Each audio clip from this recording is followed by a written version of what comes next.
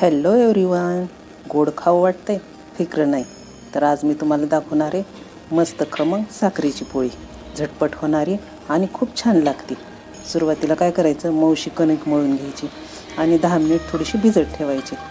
नंतर मस्त वाटीमध्ये एखाद्या साखर काढून घ्यायची आणि आपल्या पोळीमध्ये छानशी भरून घ्यायची. जसे आपण मोदक भरतात ना, सेम तसंच. पूर्ण त्याचे काटा हे जाड असतील तर ती पूर्ण लाटून घ्यायच्या आणि छानशी भाजून घ्यायची.